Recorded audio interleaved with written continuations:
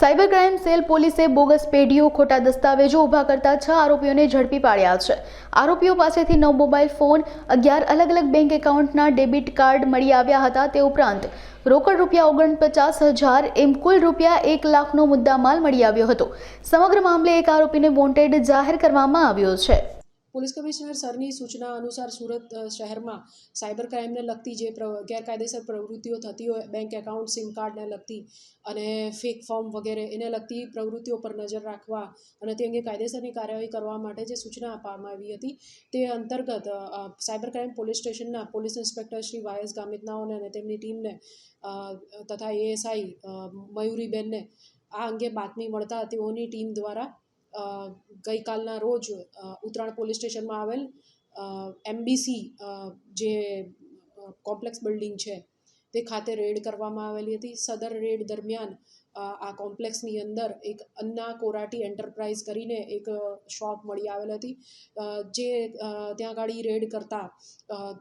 Current bank એકાઉન્ટનો જે સામાન હોય, ચેકબુક્સ હોય, ડેબિટ કાર્ડ્સ હોય અને પાસબુકને એ પ્રકારની જે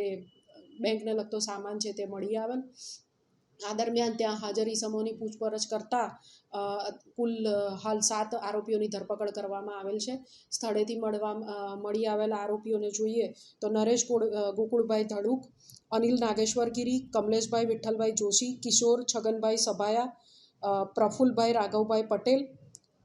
વગેરે સ્થળથી મળી આવ્યા છે તથા ત્યારબાદ પૂછપરછ દરમિયાન રજનીભાઈ ખૂંટનું ઇન્વોલ્વમેન્ટ લાગતા તેઓની પણ ધરપકડ કરવામાં આવી છે। આ કેસની અંદર જે નરેશભાઈ ધડુક અને રજનીભાઈ ખૂંટ એ બંને સુરત શહેરના વિવિધ વિસ્તારોમાં બોગસ ડોક્યુમેન્ટ્સના આધારે ફોર્મ ઊભી કરીને એ ફોર્મ ઉપર સુરત શહેરના વિસ્તારોમાંથી વિવિધ જગ્યાઓએથી અલગ અલગ બેન્કોની અંદરથી આ ફોર્મ ઉપર કરંટ અકાઉન્ટ કે જેની લિમિટ ટર્નઓવરની ઘણી વધારે હોય એવા કરંટ બેંક એકાઉન્ટ્સ ખોલાવીને જે નિલેશભાઈ નાયક નામના એક આરોપીને કમિશન ઉપર આપવામાં આવતા હતા। આ જગ્યાએ જે રેડ કરવામાં આવી તે દરમિયાન અમ્મા કોરાટી એન્ટરપ્રાઇઝ નામની જે શોપ હતી તે પણ એના પણ અલગ અલગ બેંકોમાં એકાઉન્ટ ખોલાવવામાં આવ્યા હતા। જે બેંક એકાઉન્ટ જે આ બોગસ ફોર્મ બનાવી છે આ આરોપીઓ પૈકી અનિલ નાગેશ્વર ગીરીએ બનાવેલ છે અને તે નરેશભાઈ ધડુકની સાથે રહીને બનાવેલ છે। આ ઉપરાંત આ ગુનામાં જે આરોપીઓ પકડાયા છે તેઓએ દરેકે પોતાનું બેંક એકાઉન્ટ ભાડે આપવા માટે આ રીતની બોગસ ફોર્મ ઊભી કરેલ છે, જેની અંદર કરંટ અકાઉન્ટ ખોલાવીને એ લોકો આગળ સાયબર ક્રાઇમ આચરવા માટે આ એકાઉન્ટ્સ ભાડે આપવા માટે આ પ્રવૃત્તિ કરતા હતા। આ દરમિયાન